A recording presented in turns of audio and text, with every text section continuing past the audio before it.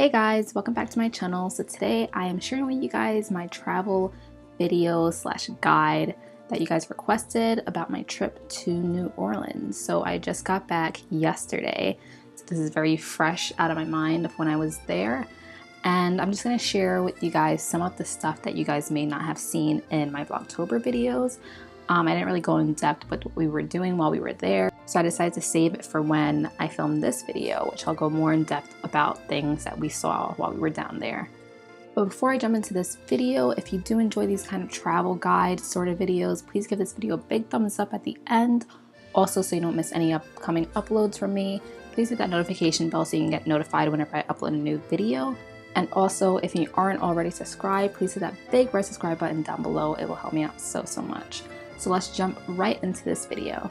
So the hotel that we stayed at was the Bourbon Orleans Hotel. It was really beautiful. It kind of had that shining feel to it inside, which is a little bit scary, but it still felt really great. And I definitely felt the New Orleans vibe in there. The furniture was very like old school and kind of like colonial style, but it was a really nice hotel right off of Bourbon Street, so we were able to walk right to it when we had to after we were drinking and stuff. Not too far of a walk, but it was really nice. The people that worked there were really nice. They would open a door for you every time you walked in, which is really great. But I really enjoyed our stay there. Really great and a really nice hotel. So the first night we were there, we actually went to the Acme Oyster House, and that was our first dinner together. We went there Thursday night. That was the same day that I landed. And we actually had these oysters that were charred grilled. Those were really good. I'm not really a fan of eating raw oysters. I have tried it before. It's fine. I just usually swallow them. That's what she said. But I do like the charred one more since they are cooked. But we had those. That was really good, especially the bread with the sauce. I definitely dip my bread into that a million thousand times. And then for myself, I had the shrimp and I believe fish platter. And that came with these fried shrimp, French fries, hush puppies, and like this fried like codfish, I believe. And it was like 2 big pieces. I didn't think it was gonna be that big, but it was really yummy and I loved it. So good. And I really enjoyed it.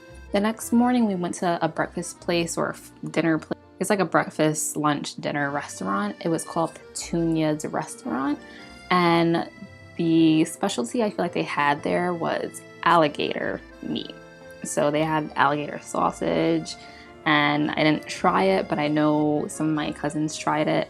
I was kind of scared too, but I mean, I would have, but I wasn't really, I don't know, I wasn't feeling like taking the jump to do it.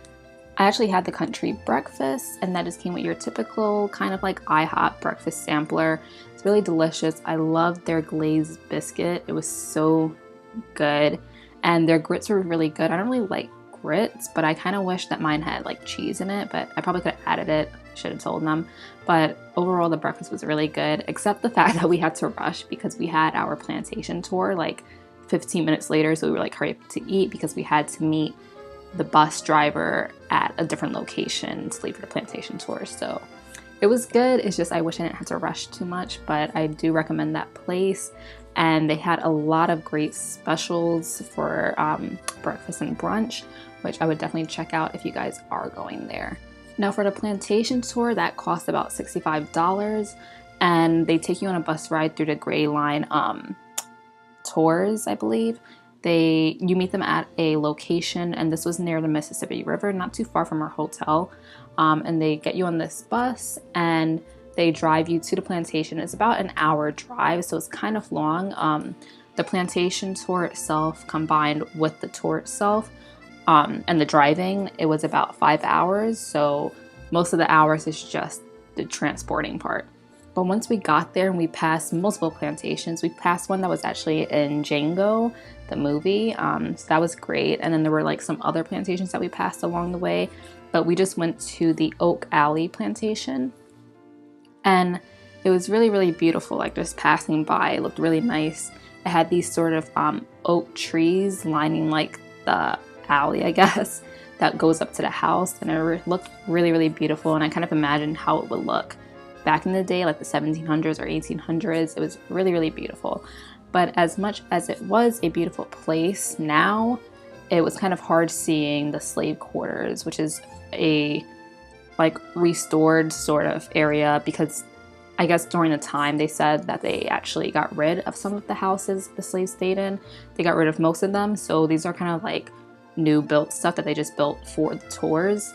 But it kind of gave you an insight to how the living space was when these slaves were living here. So I'm going to be inserting some clips of the tour of the slave quarters, which is actually a self-tour, so you can just go up by yourself, and some of the houses you were able to go inside and actually see some artifacts and stuff of how the slaves used to live. So I'm going to insert that right now.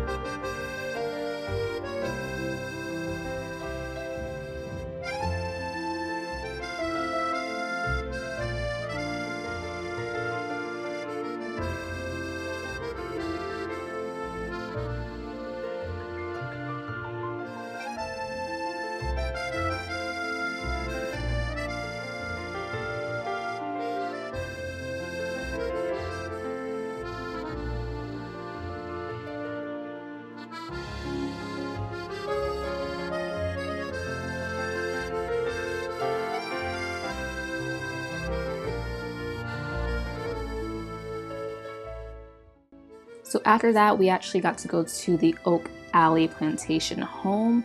And this home was owned by, I believe, a slave owner called Jock. And I forgot what his last name is. If I can find out, put it on the screen. And his wife, Selena.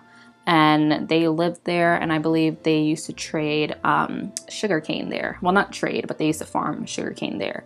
So that's the kind of plantation that this plantation was. It was a sugarcane plantation. So we got to tour inside the house, but we didn't actually get to film inside, so that kind of was sad. I couldn't take any pictures, but it was a really beautiful home.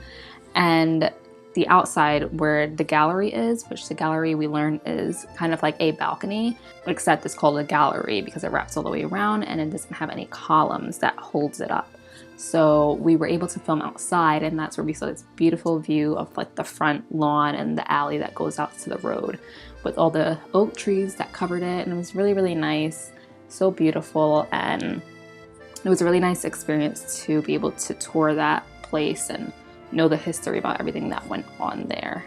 The next day, which was Saturday, we actually went on a Garden District tour where we toured some beautiful homes in the Garden District in New Orleans. And our tour guide was really great. They were part of the, I think it was the French Phantoms tour. I'm not sure, but I'll leave the links down below. Or French Quarters tour, I believe, but they do different kind of tours there. They do like a haunted one. You can go to cemeteries, which is what we also did with ours. You do the Garden District where you see these beautiful homes, and there was a lot of beautiful homes that we passed, and it was so great. The first place we passed was Commander's Palace, and this was a very famous restaurant. It still is, and we actually learned that Emerald from like the Food Network, the chef, he actually worked there when he was first starting out, which was really awesome to like know, because I used to watch Emerald live with my mom all the time when I was younger. So that was really cool, and it's just this really like retro blue looking restaurant, and I just thought it was so cute. I wish we could go inside, but it's really expensive. The tour guide warned us, but he said during lunch hours you could get a $30 lunch meal plus 14-cent martinis. I think it was martinis or margaritas. I'm not sure. Whichever one is with M. I mean, they both are. But it was really good, and you get up to 3 per person, which is probably good enough because it's pure liquor, so it should be fine. But that was really cool to see. And then we actually passed this home, which was actually featured in Benjamin Button, The Curious Case of Benjamin Button with Brad Pitt. And this, I actually realized after he said that this was the home that it was filmed at, I actually noticed how it looked in the movie. And I was like, wow, that really is the same house. So that was really cool to see. We also passed the home of Sandra Bullock. She actually has a home down there. I didn't get to film it. I forgot to. I'm very sorry about that. But that was really awesome to see. They said that they really love her. Sometimes they see her walking around. And there was also the home of John Goodman, which is from Roseanne and shows like that. He talks for Sully, I believe, in Monsters, Inc. That's who John Goodman is. He has a home there as well, which is really cool to see. Also the home, or the family home, of Eli and Peyton Manning, which is really awesome. They said they love them as well. They're really great guys when they see them around. And then we passed one of the original old style homes. I forgot what kind of style of home it was. They have like Greek style, Spanish style, French style. So they were all different kind of styles of homes that were there. And there was a specific one that Mark Twain actually lived in for a little bit, which was really cool to like find out. And I love this home so much. The tour guide said it was his favorite, but I just love how the palm trees and the pink color fit. It was really cool. And he actually said that the reason why some of the homes were specific colors was because during the time that they were built, they only had a few options of colors that they can choose from. So that's why this home was pink, because at that time there were only 12 colors that they could choose from back then. So they kept it pink. And this is one of the homes that's still that color till this day, which I thought was really cool because then you can actually imagine exactly how it looked back then. Next, we actually went to the Lafayette Cemetery. And we actually got to see the cemetery and how they actually bury their people. I actually have in one of my Vlogtober videos, my recent one, what the tour guide was talking about. If you guys want to check that out, I'll link it up below. And it was really interesting to see how they actually bury their people or their dead. So what they do is they have these tombs outside because you can't actually bury people 6 feet down because 4 deep down into the ground, it's just water, because New Orleans is definitely a swampland, so everything's just water underneath. So they can't bury people 6 feet under because their bodies will actually rise up over time and come out of the ground, which is kind of scary to think about when I thought about it. So they have these tombs where they actually put your body in there, I believe, for a year and a day to actually decompose. And then once they open back up that tomb, your body is just bones, and they take like this 10-foot broom and push your remains to the back of the tomb, and it just falls to the bottom in this open area. And they can fit up to, I believe, an entire like generation of your family in there, which is why some of the tombs had multiple names outside of it, and you're wondering like, it can only fit 2 bodies, how are all these people in there? But that's basically how they do it. So I just thought that was really cool and interesting. The next place that me and my other sister went to explore was the Louis Armstrong Park. And this was a couple minutes or a couple blocks away from our hotel. And this was a really beautiful park, just like your normal everyday park that you can just go to. But they had a few statues, one of them which was Louis Armstrong, and a couple more that kind of had that jazz influence to it, which I also thought was really cool. I wish we could have had more time there, but I think it was about to start thunderstorming. But I would definitely check it out. It's a free park, just walk right in. They also had a festival going on there, but it was a little bit farther away from where we were, and we didn't want to walk all the way over there. So if you are down there, make sure to find out if they have any festivals going on in that park, and definitely check them out, because I kind of wish I got to.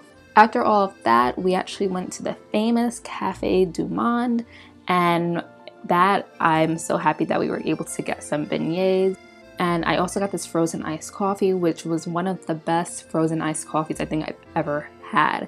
It was sweet, just the right amount, and a lot of people know I love my sweet coffee, so that was really great. It was so good. I really wish I had time to go back and get another one, but that coffee was so delicious. I definitely recommend. It's the frozen au lait coffee. I'm not sure if that's how you pronounce it. I'm not French, so I don't know. But I got that, and then also for the beignets, it's 3 2 in order, so you get 3 beignets in one order. So we actually got 2 orders of them, and they were so good. It's just like this doughy bread that's fried with a ton of powdered sugar on top, and that's like one of the best things that you can ever have. It's like a dream in your mouth. Yeah. So that was really, really delicious, and I definitely recommend going there. Definitely check it out because it's a really delicious place. That is all that they sell, plus like hot chocolate and like regular different coffees, but definitely a great place to grab a little snack, and a very, very delicious one at that. And one other restaurant that we actually went to, I believe this was the night of the plantation tour, we went to this restaurant called Mr. Ed's, and they had really great oysters there. My cousins really loved the raw ones. They said it was the best ones that they've had there. I love the charred ones, of course, because they are cooked. And I also had this seafood pasta that had scallions and shrimp. And it was like this creamy white sauce with a crab cake on top. It was so, so good. Really recommend it. And I also got a drink. And one thing about New Orleans is that you are able to walk outside with a drink in hand. It could be an open container, I guess. Whereas in New York, you can't exactly do that. So I thought that was kind of interesting because you just see people walking around with alcohol, just drinking it away, and no one's stopping them. So that was really cool to be able to do, which I really do like, even though it could be kind of hazardous because people do get really drunk. But surprisingly, we had a great time doing that. Also Bourbon Street, which is where our hotel was right along. Really great. It does get a little bit overcrowded and it gets a little bit wild, and it is kind of like a lot going on, but I mean, it was good to experience it for a little bit. It's not really my ideal place to be on Bourbon Street, but I do really enjoy the experience that I did get to have. You hear music everywhere, people throwing you beads. It's really cool. It's a great vibe, like the real New Orleans vibe that you would see in like movies or anything. So I would recommend going there at least once just to experience it. And one of the major things that I love about that city is the live music that they just have out in the open. So we did see some live bands just playing in the middle of the street that you can just give money to, which is really great. There was a lot of kids doing dances, and you just hear music all around you, and especially like jazz style music, which I really did enjoy. So it's not like your typical like, oh, I just hear like hip hop music or rock music. It's like just all jazz all around. And also there was a wedding happening at our hotel, and what you can do is if you're in a wedding party, you have this jazz band that kind of marches you down the street and everyone can see you and they throw beads at you. It was like a really cool experience. Me and my sister actually got to see that on accident because we were going to go to a brewery that was a little bit away, so we went outside of our hotel to wait for our Uber, and then all of a sudden this parade started happening with this groom and the bride, and this jazz band is playing and all their guests just following them. It was a really great experience. And then even later at night, our last night, we were on our way to a restaurant, and another wedding group or wedding party actually did the same thing. So we were basically walking with them the entire way there, which was awesome. They were throwing beads at people. It was just so great, and it was a really great experience to see. So guys, that is everything that I've done in New Orleans. It was kind of a short trip. Kind of wish it was really longer. I definitely like to go back one day in the future, but I really enjoyed myself. Definitely a great city. Kind of has that old like colonial feel to it. So I would definitely go there just to see how things would have been years and years and years ago. It was a really great way to experience stuff about this country that has been going on decades ago that you don't realize now in the modern age that we have. So it's really beautiful there too, and it's just a really great place to see, and definitely a place that I'm happy that I got to visit. So if you guys are going there, hopefully this video did help you, or if it kind of made you want to go there now, I definitely recommend it. So I hope you guys did enjoy this video, and if you did, please give it a thumbs up and subscribe down below, and I will see you guys in the next one. Bye!